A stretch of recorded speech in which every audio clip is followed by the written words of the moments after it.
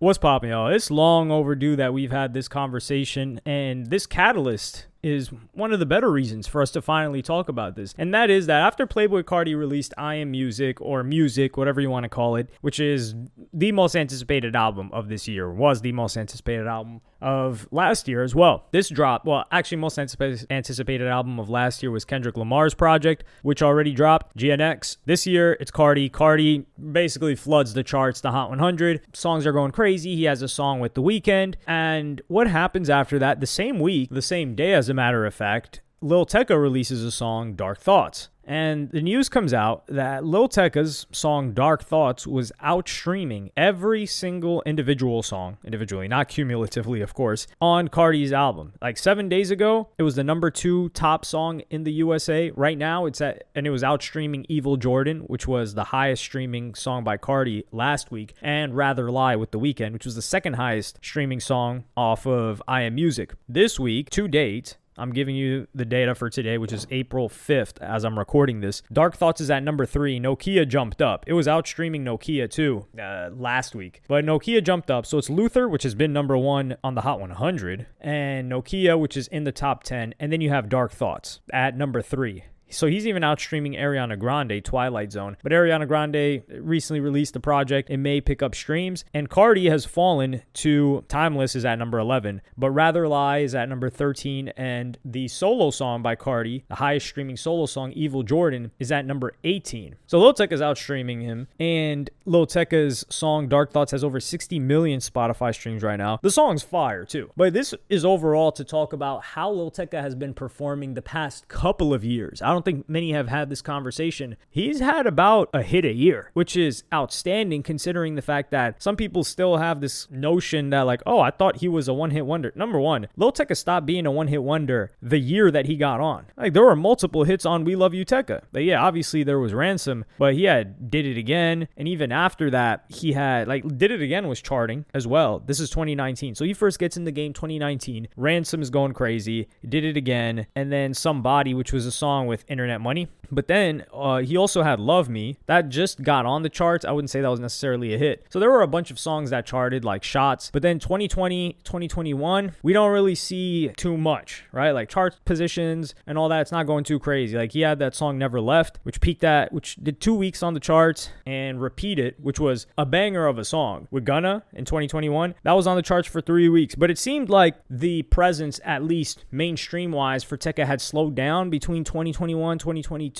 That was around Virgo World era, which I think was a less favorable album for most people. For me, I wasn't too big of a fan of Virgo World, but where I will say that Lil Tecca really started to jump back up for me was with the project. I'll say my favorite projects by Tecca now, obviously We Love You Tecca, but I'm going to say Tech is one of my favorite ones. We Love You Tecca 2 was great.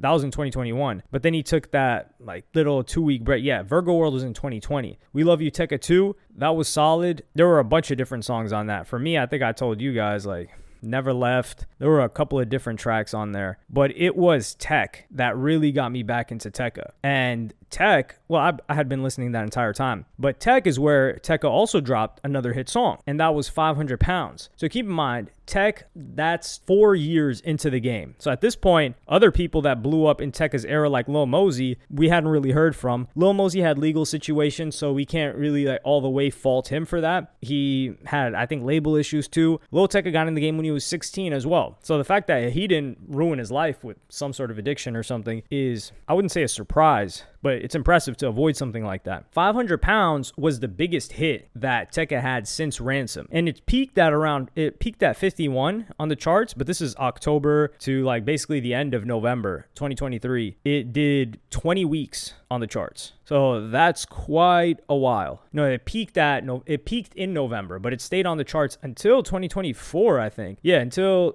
Tecca had a hit in 2023 into 2024. And then this year, he drops Dark Thoughts. Plan A dropped at the end of this year. I don't think a hit spurred out of, not the end of last year. I don't think a hit spurred out of Plan A, but Plan A was also a very, very solid project. I think I would consider Tecca more of a hybrid artist. And I may do a video on this in the main channel where it's like singles artists versus albums or mixtape artists. I will call like Cardi, Uzi, these are album mixtape artists. you've got singles artists, which is, let's say, like a Flo Rida, a Tyga, even Soulja Boy, like certain artists where it's like, yo, they got a hot song, we're not really interested in their project. Or certain artists where they have projects that sell very well, people love their mixtapes and projects, but sometimes a lot of the time, they just don't have a hit single or a hit song and never had a really, really huge chart-topping single. Of course, Cardi and Uzi did, but I'm talking about other artists in that list. And then there are hybrid artists that are a mix of both. Like think of a Ye, think of a Drake, think of who else? Future, I would say, falls into this category. Young Thug, I think for a while, he was more so